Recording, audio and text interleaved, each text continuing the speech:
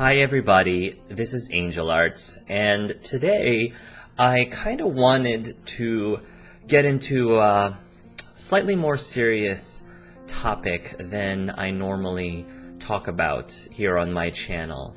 It's a topic that some of you have been asking me about over the last few years, actually, and seeing how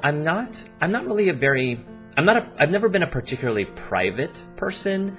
I like to consider myself to open up to people fairly quickly, I guess, for better or for worse. And there are many aspects of my life that, other people might, feel challenged to really share outwardly, and that's completely understandable and completely okay. I think most people are like that. But there's something that I've been going through, a journey I've been going through within the last 2.5-3 years, and I guess I wanted to take some time to share my journey to fatherhood, because it's something that has been very important to me, honestly, ever since I was a little kid myself. And I thought maybe some of you out there might be interested in hearing a little bit about my story. So, as I said, ever since I was a little kid, I knew that I wanted to be a daddy. I knew that eventually, at the time when I was really young, I thought, I'm going to end up marrying a wife, and then having the 2 kids, and the dog and the picket fence and all that good stuff. That's pretty much how I envisioned my grown-up life would be like. And then fast forward a few years later, I discovered that I was gay, and that actually devastated me for quite some time. Now, I'm not going to get into everything about how I was dealing with my sexuality, because I've already touched on those kind of things in other videos. But that was one of the things that really disheartened me, was the fact that if I were to ever come out and ended up being with somebody, I would not be able to share a child biologically with that person. Like, not together, at least the way that the medical field is. I know that they're doing some research on it right now, but as of right this moment, being able to share your genes with your same gender partner is not really a thing. And so that was one of many blows, I guess, that I had to realize for myself when I realized my sexuality. But even then, I knew that I wanted to be a parent someday. Even if I were to be a single parent, I knew that was one of my callings. I've always loved kids, and just the idea of being able to hopefully nurture and care for and impact, hopefully in a positive way, a new human being, or possibly more, has always been something that I felt that I've always been interested in being able to do that. It's always been an enticing thing for me. And so when I was dating people, that was always something that I wanted to find in a partner, at least a partner that I would end up settling down with, is to, be able to share that with them. And fortunately, I ended up meeting Colin, my husband now, as many of you know. And even though this is probably not very much advised, in fact, you're advised not to talk about several things on a first date, and that includes religion and kids and other things or exes. That's another thing that you're not supposed to talk about on a first date. We didn't talk about exes or religion really all that much, but one thing that we did talk about that was brought up was the fact that we both were interested in eventually becoming fathers. Now, again, it was only our first date, so we weren't going to be presumptuous that we would be fathers together, but just in general, we shared the fact that that was something that we eventually wanted to be able to do once we did end up with whoever we would ultimately end up with. And lo and behold, fast forward a few years later, Colin and I ended up getting engaged. And the really cool thing is that a week after we were engaged, just engaged, not even married yet, I get a call from a close friend of mine whom I've known since she was in kindergarten. So a long-time childhood friend. We've known each other for forever. And she called not only to congratulate us on our engagement, but also she wanted to let us know that she was doing a lot of thinking and she was going to offer to be our eventual surrogate, because she knew that that was something that was very important to us. She knew that that's something that we definitely wanted to work towards shortly after we were married. And she just wanted us to let us know that that was something that she would really love to offer to us. And that was one of the most amazing things that any of my friends have ever offered. And so I was so impressed and I was so touched by it. And, I was very excited to see, even though we weren't going to start that process until obviously after we were married, it was nice to know that we had something like that in place. Because finding a surrogate, if you're trying to go through, surrogacy, is extremely a huge hurdle that you'd have to get over and overcome. So the fact that we had something in place even before we were married was really awesome. So we ended up getting married again on the 4th of July of 2015. We even went as far as merging our names together. And, I don't mean combining our names as in hyphenating them, because both of our names were ridiculously long. And, we figured that if, we hyphenated and our kids ever had to take one of those, standardized tests, they would be crying at the Scantron because they would be, filling on all little bubbles and, an hour and a half would already pass and they're still filling in their name. So we ended up squishing half of his name and half of my name, our last names, to form a full name. And we did that specifically because we were preparing to have kids and we wanted to have everyone in the family to share the same last name. And if it weren't for the fact that, if we decided that we didn't really want to have kids, then we would have probably just kept our own last name. But because specifically, we knew that ultimately we wanted to start a family, then one of the things that we did when we got married was merging our two names together. And I kind of feel like more people should do that. I think that's a really great idea, that even straight couples, I think that would be a really interesting and cool thing to do. And we knew that having kids was going to be something that would probably take a while, which is why we wanted to start doing our research and looking into it pretty much immediately. Within the first month of our marriage, we started looking at, clinics, and started, trying to get at least an initial consultation to at least get an idea of how much all of this was going to cost us. Now, fortunately, we had a little bit of insight because a very close friend of mine from high school, she actually ended up going through the surrogacy process herself. She wasn't the surrogate, but her and her husband had a surrogate to birth their biological child. So they both fertilized, her and her husband fertilized, and basically created an embryo, and then it was implanted through IVF into the surrogate, because she unfortunately was diagnosed with cancer that she eventually fought and won. Major kudos to her. But because of her condition, she was unable to bear children of her own, so they had to go through a surrogate. So we actually met up with her and her husband. This was my first time meeting her husband. I loved him instantly. Loved them both as a couple. And she was able to tell us roughly a big giant breakdown, since she's been through the process herself, how much everything was going to cost. And it was not going to be cheap.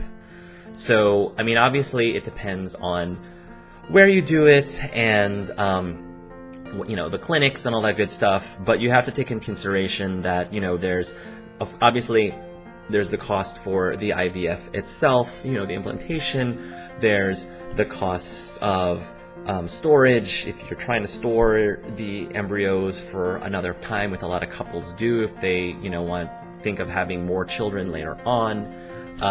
You have to obviously pay for the surrogate. If you find a surrogate through an agency, then you have to also pay the agency. You have to pay for insurance. Some insurance companies, I think at least in our area, 50% of the insurance companies explicitly say that if a woman is a surrogate, that the insurance company will not cover her medical bills throughout the term of her pregnancy. Like normally, a pregnant woman, would, if she wasn't a surrogate, you would normally get insurance to cover a lot of those medical bills. But I think half of the insurance companies explicitly say they won't do that. And so if that is the case, we would have to pay that money out of pocket as well, which is not cheap either. And then there's also the bills for a fertility lawyer, and that's really expensive. If you know how much it is to pay a lawyer, that's also a ginormous expense, and it's something that you might be able to get away with not doing, but it is highly, highly, highly recommended, because there's so many stories out there of people who didn't have a fertility lawyer oversee the surrogacy, and things happen, things happen, confusions happened, what you thought you and your surrogate agreed upon, ended up not being exactly the case. And I'm not saying that a good majority of surrogates would do this, but I'm saying that it has happened, and it's one of those things that you really need to do to protect everybody, not just yourselves as the people who are the future parents, but also to protect the surrogate as well, just to make sure that everybody's on the same page. You have this gestational agreement that basically talks about everything, like, for example, what happens if Colin and myself, die before the child is born? What happens to the child? What happens if, the surrogate loses her insurance? What if she and her husband get a divorce, and then if she was under the husband's insurance and she lost the insurance, things like that, like those, which are uncomfortable things, but when it comes to this kind of stuff, you need a contract to do that kind of stuff. So that I have friends who had a very horrible experience because they had a surrogate and wanted to try to have a child with the surrogate. So she birthed the child, they took the child home, and they actually had the child for 2 weeks, I think, 2 weeks to a month, and it might have been a month. And they, the entire time they thought, this is our son, this is our boy. And then after a month, the surrogate said, oh, you know what, never mind, I want my child back. I want the child back. And they didn't have lawyer protection, and I think the way that the law worked at the time, they didn't have a choice but to give the child back. After after 1 month, it was determined that is our kid. Well, no, not according to the law. And again, it depends on what state you're in. But some policies say, I think it's if it's a biological child. I think this is more if you're trying to adopt from a biological child, then in some states the biological mother has the right to change her mind up to a year, up to the first year, which I think is really insane to be able to offer this child for adoption to a loving family, and then they have the child for a year, and then the biological mother say, no, I've changed my mind, I want it back. That it just feels really messy. And so that's one of the main reasons why you want to have, a fertility lawyer protection. So there's a lot of expenses. Anyway, the whole point of all that is that, again, depending on where you are, you're talking to have the whole shebang paid for out of your pocket. You're talking like $100,000, basically. $100,000 down payment on a house, which is not cheap. So it's very difficult financially for same-gender people to be able to have children of their own. Now, the nice thing is that Colin's job has extremely great insurance coverage for IVF, and that coverage is up to 90% of your medical bills, up to $100,000. So that sounds amazing, right? Amazingly fantastic. It is. Unfortunately, it does not apply to us because we happen to be two gay men.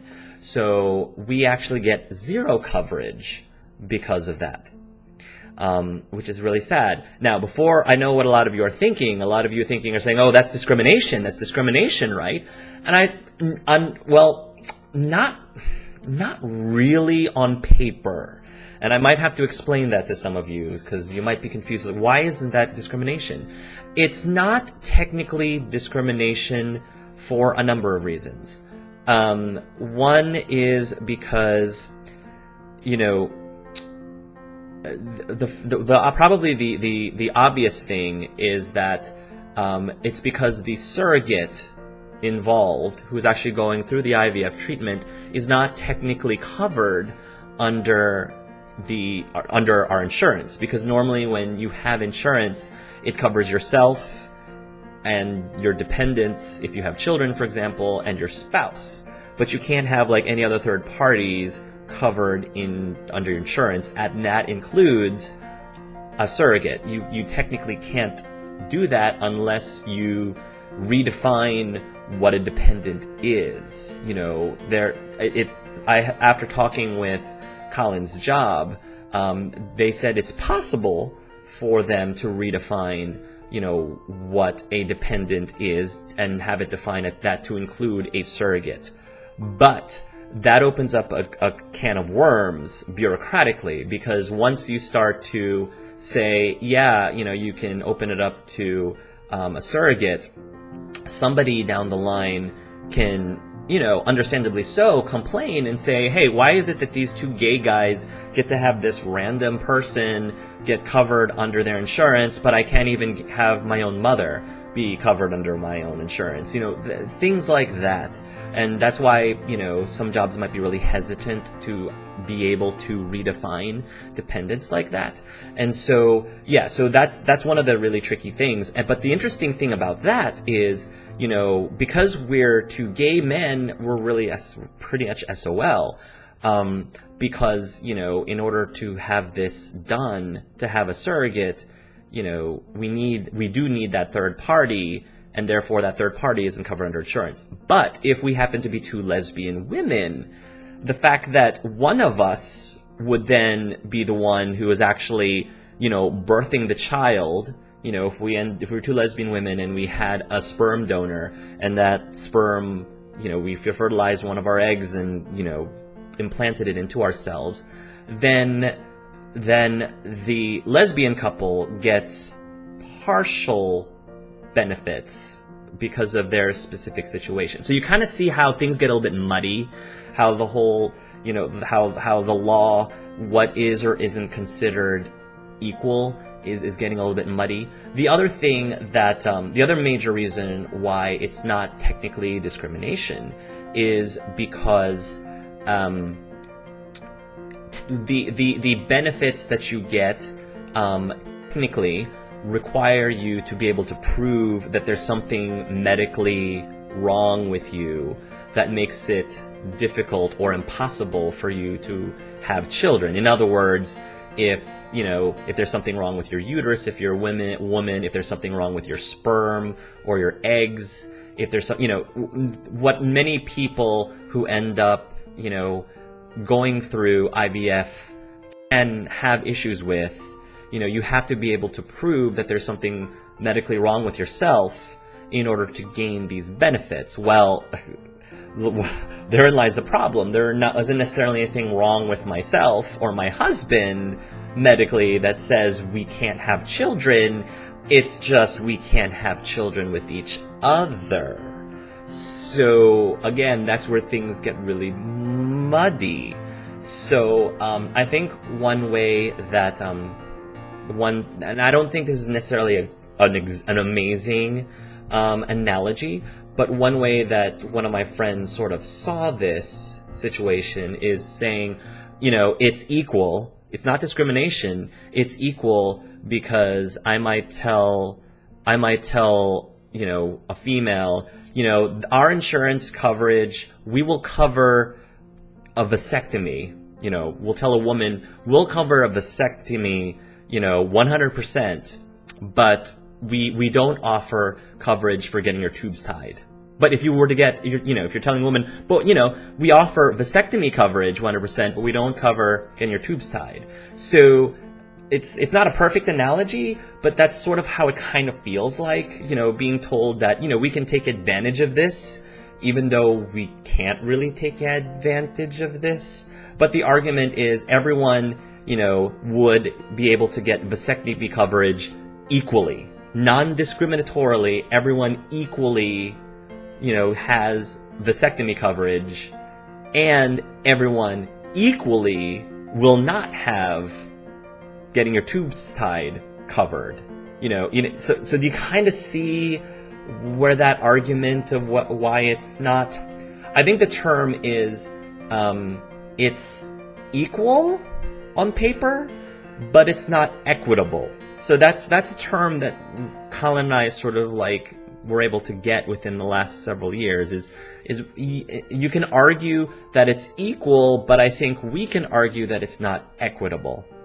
And the thing that I was talking about, where I'm neither myself nor Colin individually are infertile, but together we still can't have a kid. There's a coin that is termed called, and I don't know if this is necessarily an official term, but I hear it's starting to become sort of an official term, which is orientation in fertility. An orientation in fertility means that, you individually may not necessarily be infertile, but depending on your partner, you and your partner are not able to conceive children because of your orientation. That is considered orientation in fertility. And the problem right now is the way that the law is set up is that the Anti-Discrimination Act, there is a law that says that you cannot discriminate service for things like insurance. You cannot discriminate against people based on things like race, religion, sexual orientation, blah, blah, blah, blah, blah. All that good stuff that I'm sure a lot of you know. The problem is that technically orientation in fertility does not fall under the umbrella of being infertile, because it's a new concept, really. So the only way that we technically can get coverage is if we were to redefine or update the law to explicitly say it's not enough to say that we won't discriminate on these things for fertility benefits. It's not enough to say that. You have to explicitly say this includes orientation and fertility. That has to be added into the books. And then once it gets into law, then of course all of the insurance companies have to enforce it. So you can kind of see where we're going, where I'm getting at here. So for the first 2 years, Colin and I have been trying to work very hard, talking to his company, talking to his insurance company, talking to our representatives. We went and spoke with our representative. We wrote to the legislature system. We wrote to Obama. Colin even went as far as writing to Ellen and Oprah And by the way, the Ellen DeGeneres show did contact us back. But I mean, long story short, nothing really came out of that. But it's kind of cool that one of the Ellen DeGeneres producers did end up contacting us. That was kind of neat to hear about our story.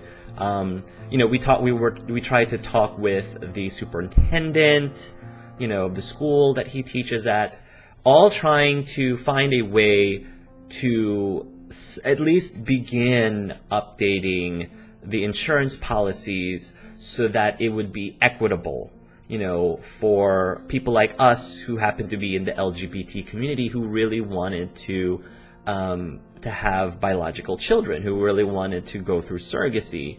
And it has been an extremely difficult ride, because it seems like every single place that we turn to, I mean, we've gone to like all these like town hall meetings, you know, with our representatives, with our councilmen, council people.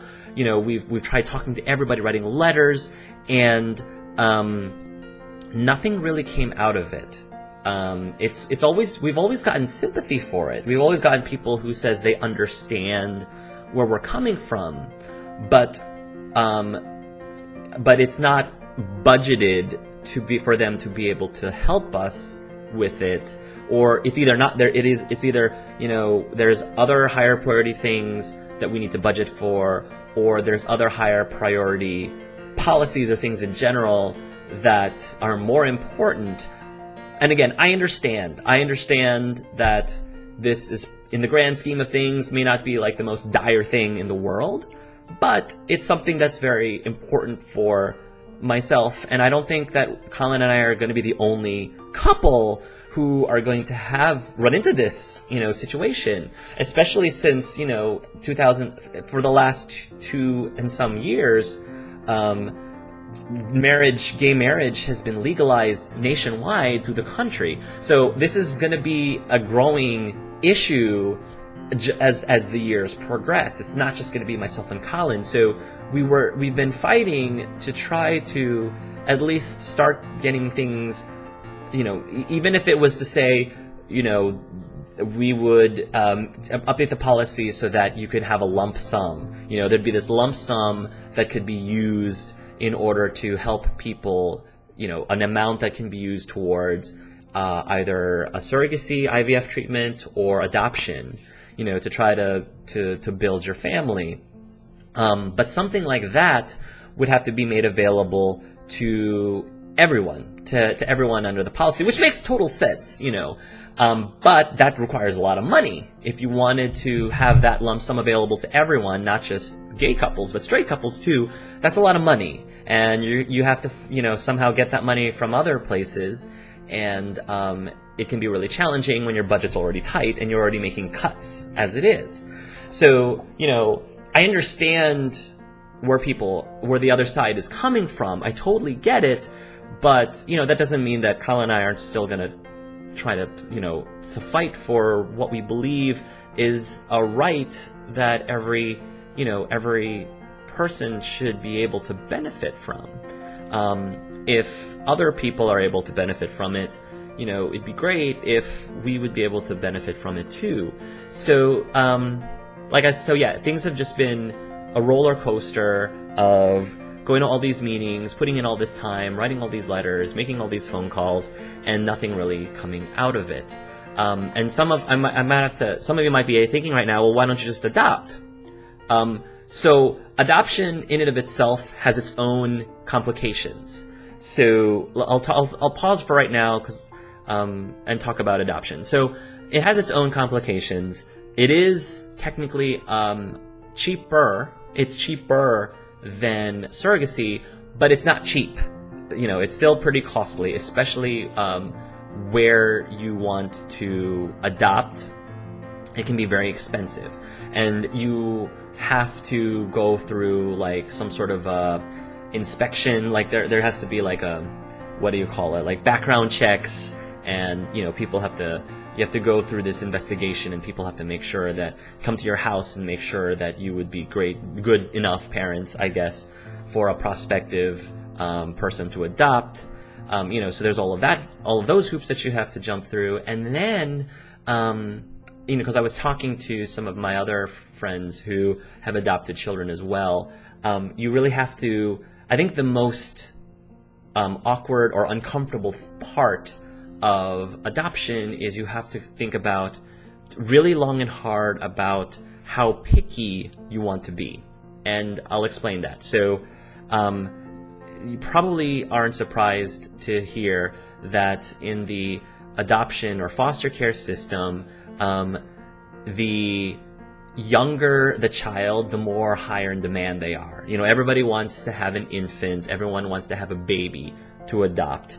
And it makes a lot of sense. The reason why if I were to adopt, I would prefer to start with a baby is because I feel like it's so much easier to establish your parenthood, dare I say authority, and it's so much easier to establish bonds with your child when you start from day one as much as possible, right? As opposed to having, a child who is about to hit puberty and about to go into, their teen years. It might be a little bit more difficult and a lot more challenging for parents to really establish that parental bond with them. That shouldn't be an excuse necessarily for you to, adopt someone, but I feel that as a parent, it would be easier for me to learn to become a parent. It'll be easier for me to be a better dad, to be a better father, if I'm able to start with a child as young as possible. And that's just from a practical standpoint. So again, but that's the unfortunate thing, is that the older children, especially teenagers and above, they're the ones that tend to not be. They're the ones that is a lot. They're the ones that are not in demand, and therefore, if you want to have a baby or if you want to have an infant, you have to wait longer. You have to wait longer for an infant to be available. The other thing about being picky is that the unfortunate thing, and this is just the way the world works, is that most people who put up their children up for adoption, most of the kids who are put up for adoption come from situations that are very challenged. And unfortunately, sometimes they come from situations where the mother might not necessarily have been doing things that they should be doing, or are doing things that they should not be doing while they're pregnant, if you know what I mean. So, drinking, doing drugs, things like that. And a vast majority of babies do come from those situations. And, it's unfortunate because those are the kids who probably definitely need the best homes. But because of their situation, they naturally have, more complications. And so you have to be able to ask yourself the really difficult question of, what are you, as a prospective parent, what are you willing to deal with, basically? I mean, to put it bluntly, what are you willing to deal with? And if you're being completely honest with yourself, there is a threshold that you may or may not be able to handle, or believe that you already handle. And again, I feel awful saying that, but I think that when you are committing yourself to becoming a parent and taking care of a child, I feel like you need to make sure that you're not setting yourself up to, to fail the child, to be a failure to the child because you couldn't handle it, or you basically talk yourself into believing that you'd be able to deal with this specific situation only to not, and then you end up being a lousy parent for this child, and where somebody else might have been able to do a much better job at it, things like that. So I don't want to get into it too much, but granted, there's a lot of reasons why adoption is also a completely has its own different complications. And myself personally, I really could care less if my kids were biologically mine or not. It doesn't really matter to me. But I would prefer, I see myself adopting someone once I have already had my first child, whom preferably I've had since infancy, because I think that I would become a much better parent for that adopted 10-year-old, 12-year-old, 13-year-old, whatever. I feel like I would be a whole much better parent for them. I would be more ready to be their parent. You know, I feel like once I have a child or two of my own, then we can possibly adopt a third kid. So that is something that I would like to do. I just wouldn't want to do that as my first experience.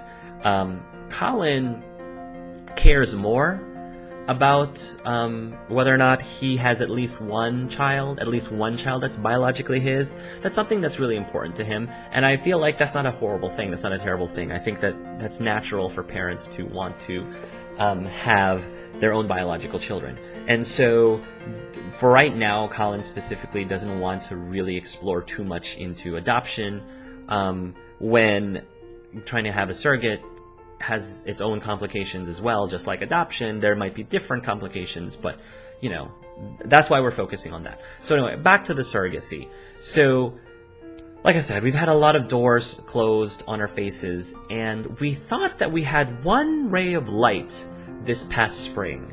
So one of my really close friends informed me that a local radio station was offering a contest where they partnered with a fertility clinic in the area, and said that they would award a couple up to $30,000 towards having a child, towards having IVF with their child. And so Colin and I, we jumped on that. We're like, oh man, well, like, wouldn't it be cool to enter this contest? And we weren't, I mean, I wasn't gonna, you know, necessarily assume that we would make it into the finals or anything, but I at least wanted to try. And so we made a video and we entered into the contest, and we actually ended up in the semifinals. So we got contacted by the radio station saying, hey, we really enjoyed you guys a lot, and we just want to let you know that you ended up in the semifinals. Let me pause for a moment, because timing-wise, things kind of went out of hand, because just a few days prior to this, a few days prior to us getting contacted to let us know we were in the semifinals, if you remember my friend who offered to be our surrogate, she, for her own personal reasons, of which I have no hard feelings towards, for her own personal reasons, she had to back out. She was being completely honest, and I appreciate her honesty completely. She was thinking about it more over the last months prior, and she just felt that she just couldn't do it. She had fully intended on doing it back in the day, but now for personal reasons she can't. So obviously, you know, I definitely respect her decision. I mean, it was nice of her to be able to offer in the first place, and you know, I totally understand. I totally get it. I would rather she was honest with us and upfront with us the moment she started having doubts, instead of, you know, starting the process while she had doubts and not communicating that, because that would have just been a disaster. So she did the right thing, you know. But, you know, the radio station is calling us and telling us, hey, you know, you're one of the semifinals. We would love to have you and your husband and your surrogate come in, you know, so we could talk to you guys and like get to know you more. And we had to tell them that, you know, we're really so flattered that you're offering us the semifinals, but our surrogate had to back out. And long story short, we were not able to proceed further. We were not able to proceed further in that contest. And so we were back in square one. We were devastated. It was horrible timing. And I felt that we probably had a pretty decent shot at least doing really well. I think that we were the only gay couple. Not that that in and of itself should be an automatic reason why we should win, but I'm just saying, for diversity's sake, and I guess for the radio's ratings, it would be interesting to have, you know, and I think we were also the only interracial. We were the only interracial couple too. So like, again, like for diversity, I thought that would be really appealing for people. For the viewers and also for the station. I thought that would be great, you know, PR, I guess, if you care about that kind of stuff. But no, we didn't end up making it. So we were really devastated. And you have to understand, again, trying to find a new surrogate was going to be an uphill climb, because we not only would paying the surrogate end up naturally being higher, but if you went through an agency, then you'd have to pay the agency as well, the agency fees for finding the surrogate.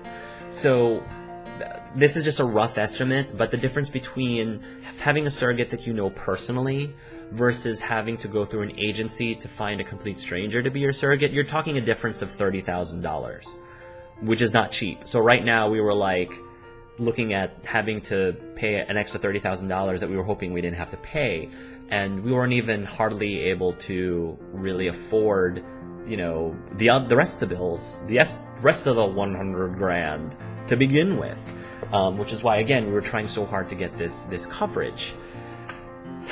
So you can see how really exhausting and tiring, and it's been an extremely emotional event. And we haven't even gotten to the point where we're actually going through the IVF treatment yet, because that's in and of itself an extremely emotionally draining time. Will the embryo take? Will it not take? Will it succeed? Will it not succeed? How many cycles do we have to go through? See, that in of itself is an emotionally draining experience, and we haven't even gotten to that point. We're still trying to find ways to be able to fund this for ourselves, and it's just been, we're just being kicking down, when we're already down, and it's been very frustrating. It's been very frustrating, and Colin and I, we're the kind of people who,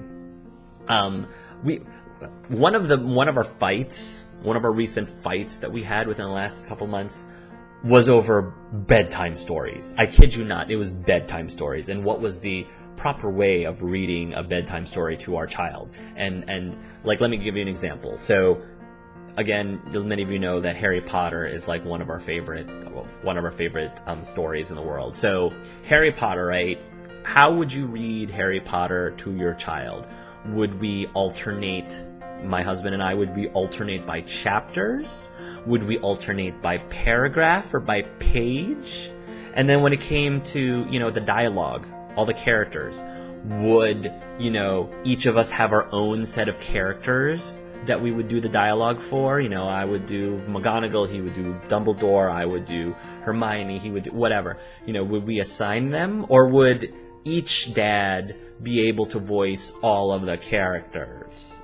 Colin really wanted to be able to voice all of the characters. I was like, no, are you crazy? Because then our kid's gonna be like, oh, well, this daddy's a much better McGonagall than that one. Or, they're going to start comparing us. I was like, no, I kind of like being able to have my own, I'm into theater, so I kind of want to be able to have my own character who's my own character and voice that character. And, the consistency, you don't want to have Dumbledore sound like this one page and sound like the something else on the other page. You don't want that. So anyway, we argued about that for a good 45 minutes. 45 minutes on how to read bedtime stories. And after we had that argument, I turned to my husband and I was like, who does that? Who argues about how to read bedtime stories when we haven't even have kids yet, or you haven't even started having kids yet? So this kind of shows just how badly we really want to be fathers, and we really want to be dads.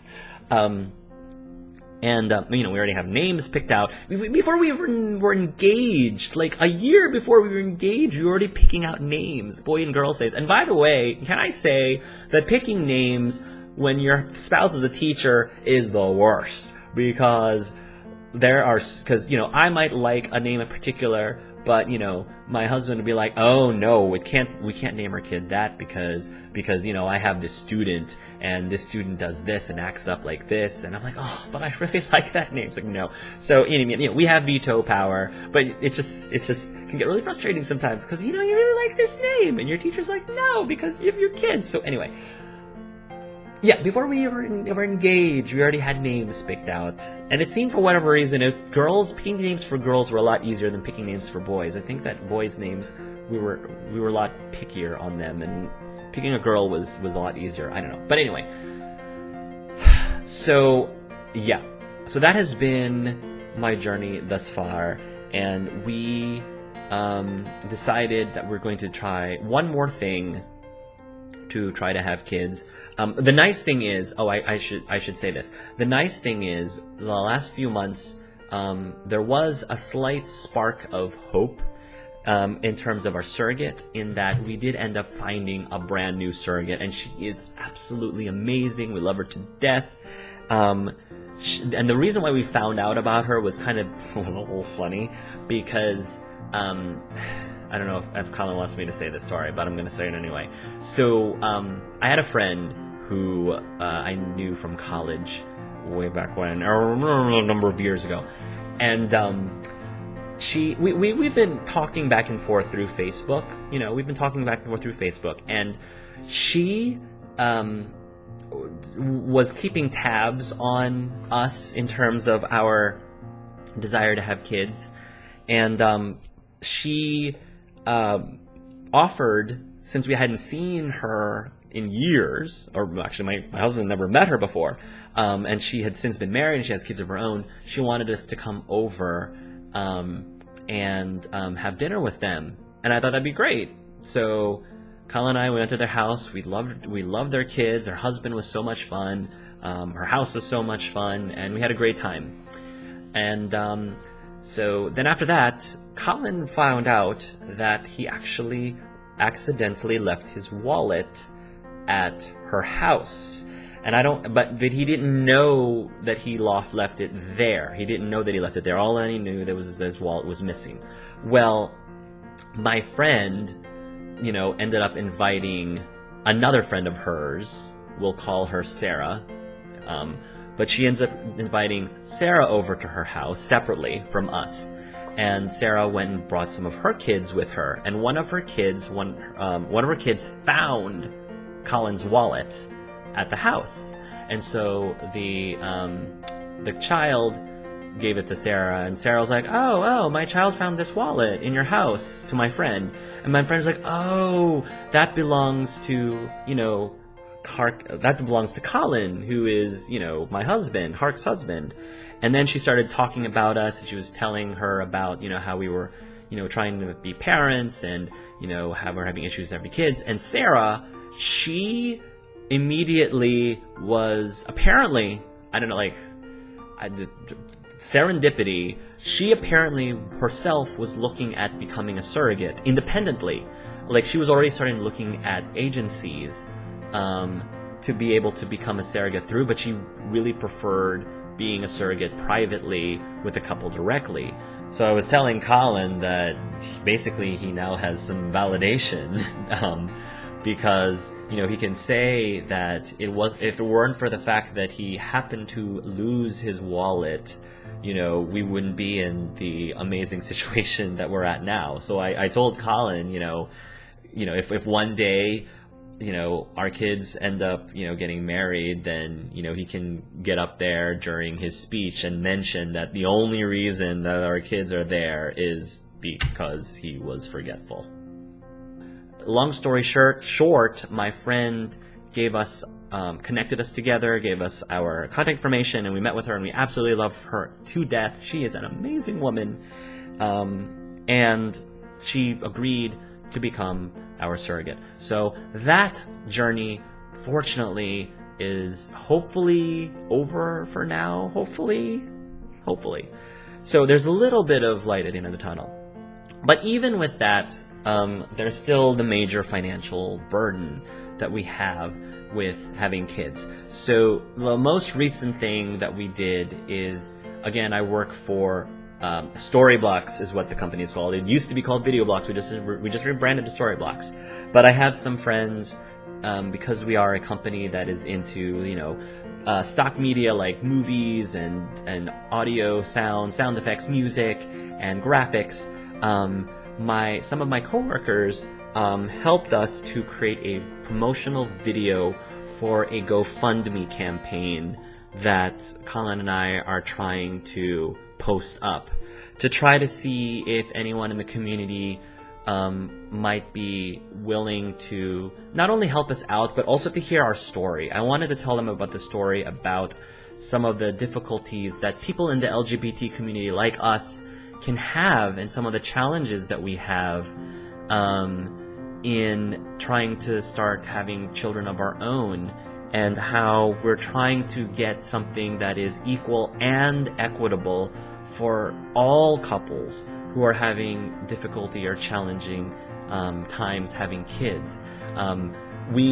There's like a brief video, like 2.5 video that didn't really tell us this full story. Like, the reason why I guess I'm really doing this YouTube video is because I kind of wanted to tell the full story. I kind of wanted to tell everything really that has happened. And I mean, I can't even, there's a lot of other details, like there's a lot of other situations specifically that we've gone through that I don't want to necessarily get into, just because this video would be ridiculously long. I mean, I'm already going to almost 50 minutes right now, so it's a long video as it is.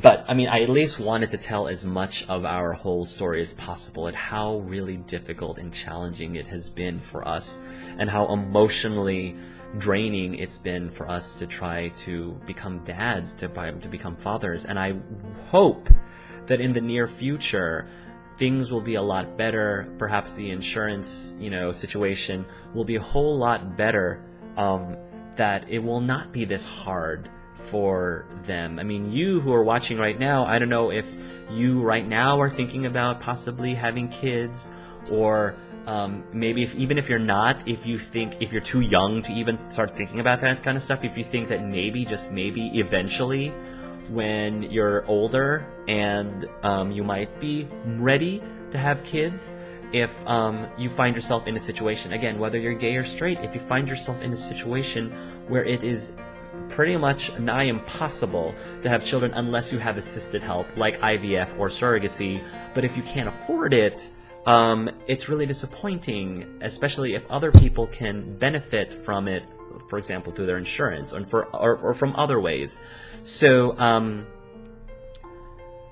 that is, basically part of what we're trying to advocate here. And I think that the GoFundMe campaign is one of the ways, to at least inform and get the word out there that this is a bit of a struggle.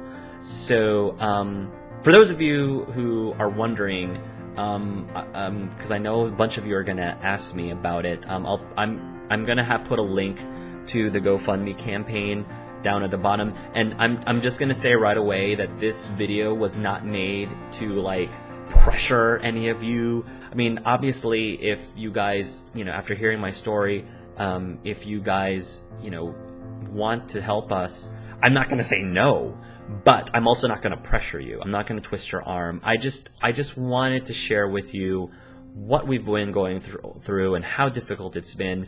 And even if you yourself cannot support us, financially, maybe you know somebody, maybe if you know other people who might be interested in hearing about our story, and maybe you might be able to pass along the GoFundMe link to them, because I think it's important for people to be aware, just for awareness in general.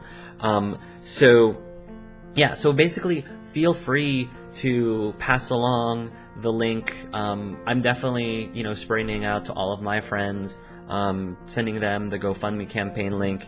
And I mean, and again, if you guys can support us in any way, even if it's just verbally, fantastic. If you want to support us in other ways besides verbally, like going through the GoFundMe, I would be absolutely floored and internally grateful. And this is pretty much, I wanted to make this video, so I isolated. This is pretty much the only time really that I'm going to be talking about this on my channel, because I know it can be a touchy subject for some people. Yeah, so anyway, that's really all I've got, and I apologize again that this is such a long video, but again, I felt it was important for me. It was something I really felt like I wanted to share to the community, because it's a very important part of my life, and one of the things that I like to do on my channel is to share things that are going on with myself, even if it's private, even if it's hard, even if it's emotionally draining and challenging, and something that has, kept me up awake at night many days for the last several years. I felt that it's important for me to share those kind of things with you guys, because maybe you or somebody you know might be going through the exact same thing, or might be, or at least this might be a subject that you're passionate about in one way or another, or a friend who's passionate about. I hope that one day in the near future, you yourself or people that you know, if they want to be able to start their families of their own, that they will have every single opportunity to do so at their disposal. Because right now, the way things are, Colin and I don't think that kind of change is going to happen early enough for us to really benefit to it. And that's why we've had to resort to this GoFundMe campaign in order to make it a reality. So anyway, if you guys have any other questions, feel free to ask them down below in the comments, and I'll try to answer them as honestly as I can. And yeah, that's really all I wanted to say. So again, apologize for the length, but hopefully, you guys might have learned something that you may not have, even thought about before, or even knew as a thing. And I hope that you guys, will one day, like I said, either you or people who will be able to have equal and equitable opportunities to be able to have families if you want it. So until next time, everybody, love yourselves and love each other. Mwah. Bye.